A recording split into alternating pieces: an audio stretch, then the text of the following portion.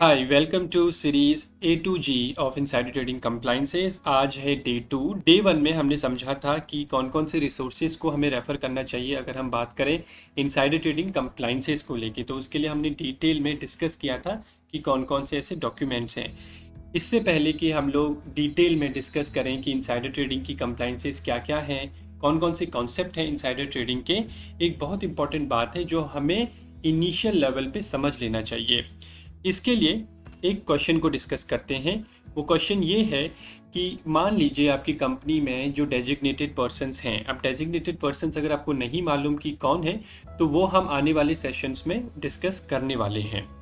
तो मान लीजिए कि आपकी कंपनी में 50 या 50 डेजिग्नेटेड पर्सन्स हैं एंड उन 50 डेजिग्नेटेड पर्सन्स में से सिर्फ 20 लोग ऐसे हैं जो काफ़ी एक्टिवली ट्रेडिंग करते हैं आपकी कंपनी के शेयर्स में। बाकी के जो 30 लोग हैं वो ट्रेड नहीं करते हैं।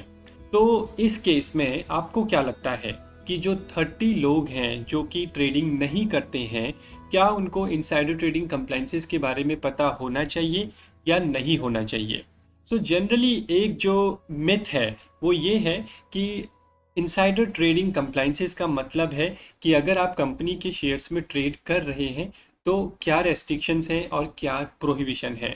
नो डाउट ये ट्रू है कि इनसाइडर ट्रेडिंग का जो सेकंड पार्ट है हमें यही बताता है कि when you are dealing in the shares of your own company as an employee और एज अ डेजिग्नेटेड पर्सन्स, तो आपको कौन कौन सी बातों का ध्यान रखना है। आपको प्री ट्रेड अप्रूवल लेना है, आपको कॉन्ट्रा ट्रेड नहीं करना है, आपको क्लोजर ऑफ ट्रेडिंग विंडो जब है तो कंपनी के शेयर्स में ट्रेड नहीं करना है।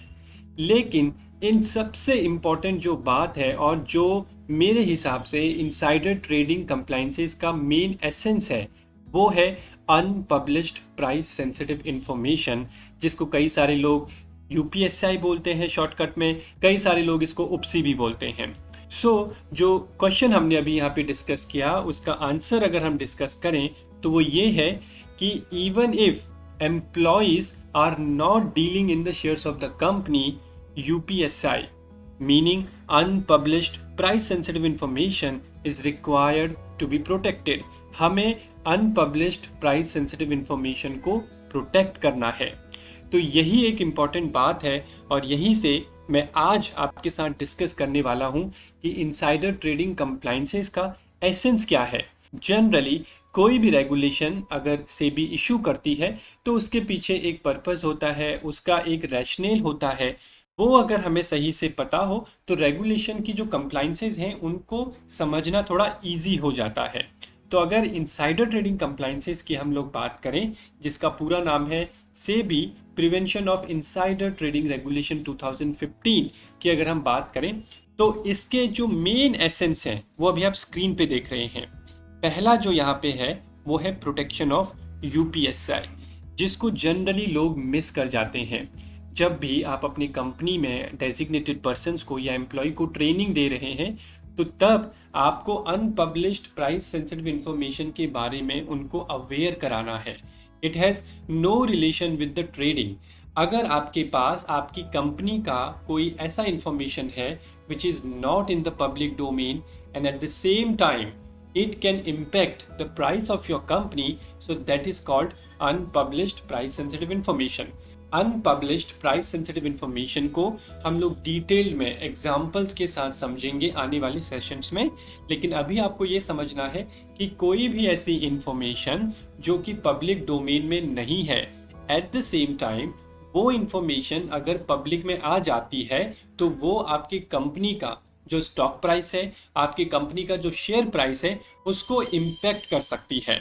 तो अगर ऐसा है तो वो जो इन्फॉर्मेशन है वो अनपब्लिश्ड प्राइस सेंसिटिव इन्फॉर्मेशन है। और अगर आपके पास एज एन एम्प्लॉय वो इन्फॉर्मेशन आती है, क्योंकि जाहिर सी बात है अगर आप कंपनी के लिए काम कर रहे हैं तो आपके पास इस तरह की इन्फॉर्मेशन का एक्सेस होगा। तो इस तरह की इन्फॉर्मेशन को आपको प्रोटेक्ट करना है। प्रोटेक्ट करने का मतलब ये है कि ये जो इन्फॉर्मेशन है आपको किसी को कम्युनिकेट नहीं करनी है, किसी भी पर्सन को पास ऑन नहीं करनी है, और इस इन्फॉर्मेशन को आपको बहुत ही केयरफुली हैंडल करना है। और ये है प्रोटेक्शन ऑफ UPSI का मतलब। हाँ, आप जो है अनपब्लिश्ड प्राइस सेंसिटिव इंफॉर्मेशन को पास ऑन कर सकते हैं लेजिटिमेट पर्पस के लिए, लेजिटिमेट पर्पस क्या है और लेजिटिमेट पर्पस के लिए जब आप इंफॉर्मेशन को पास ऑन करते हैं फिर क्या क्या कंप्लाइंसेज आती हैं, तो ये सब हम लोग जब यूपीएसआई वाला डिवीजन डिस्कस करेंगे उस समय समझेंगे। दूसरा जो एसेंस आता है वो एसेंस जनरली सभी लोगों को मालूम है और वो ये है कि रेस्ट्रिक्शन और प्रोहिबिशन ऑन ट्रेडिंग। तो अगर आप अपनी कंपनी के शेयर्स में, आप कंपनी के अगर डायरेक्टर हैं, अगर आप कंपनी के एम्प्लॉय हैं जो डेजिग्नेटेड पर्सन्स की कैटेगरी में आते हैं, अगर आप अपनी कंपनी के शेयर्स में ट्रेडिंग करना चाहते हैं तो आप अपनी कंपनी के शेयर्स में ट्रेडिंग कर सकते हैं, लेकिन इनसाइडर ट्रेडिंग कंप्लाइंसेस के साथ। इनसाइडर ट्रेडिंग रेगुलेशन को अगर आप देखेंगे, यहाँ पे दो तरह की कंप्लाइंसेज आती हैं। एक है रेस्ट्रिक्टिव नेचर में, जो कि आपको रेस्ट्रिक्ट करता है, प्रोहिबिट नहीं करता है लेकिन आपको रेस्ट्रिक्ट करता है। फॉर एग्जांपल, अगर आप अपनी कंपनी के शेयर्स में एक थ्रेशोल्ड लिमिट से ज़्यादा की ट्रेडिंग करना चाहते हैं तो आप कर सकते हैं, लेकिन उसके लिए आपको कंप्लायंस ऑफिसर से प्री ट्रेड अप्रूवल लेना होगा।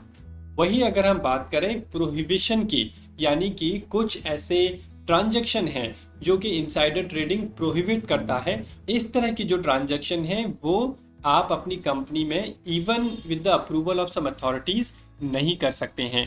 तो फॉर एग्जांपल, अगर आपकी कंपनी की ट्रेडिंग विंडो अभी क्लोज्ड है, तो ट्रेडिंग विंडो कब बंद होती है? जब भी हम फाइनेंशियल रिजल्ट्स डिक्लेयर करना चाहते हैं अपनी कंपनी के क्वार्टर एंड के बाद, तो आपका जो ट्रेडिंग विंडो है वो क्लोज हो जाता है। तो जब आपकी कंपनी का ट्रेडिंग विंडो बंद है उस टाइम पे आप अपनी कंपनी के शेयर्स में ट्रेड नहीं कर सकते हैं। और इसके लिए अगर आप सोचें कि मैं अपनी कंप्लायंस ऑफिसर से या फिर अगर अपने मैनेजिंग डायरेक्टर से अप्रूवल लेके ट्रेडिंग कर सकता हूं, तो आपको रेगुलेशन ये अलाउ नहीं करता है। तो ये हो गया प्रोहिबिशन। एक है रेस्ट्रिक्शन और दूसरा है प्रोहिबिशन। तो ये था इनसाइडर ट्रेडिंग कंप्लाइंसेस का या इनसाइडर ट्रेडिंग रेगुलेशन का एसेंस। इसको समझना बहुत ज़रूरी है, इसको अपनी माइंड में हमें एकदम क्लियर करना है, तभी जाके जो आगे के कंप्लाइंसेस हैं, आगे के जो कॉन्सेप्ट हैं, उनके पीछे का रैशनल या उनके पीछे का लॉजिक हमें ज़्यादा अच्छे से समझ में आएगा। तो आज हम लोग इस सेशन में इतना ही डिस्कस करेंगे।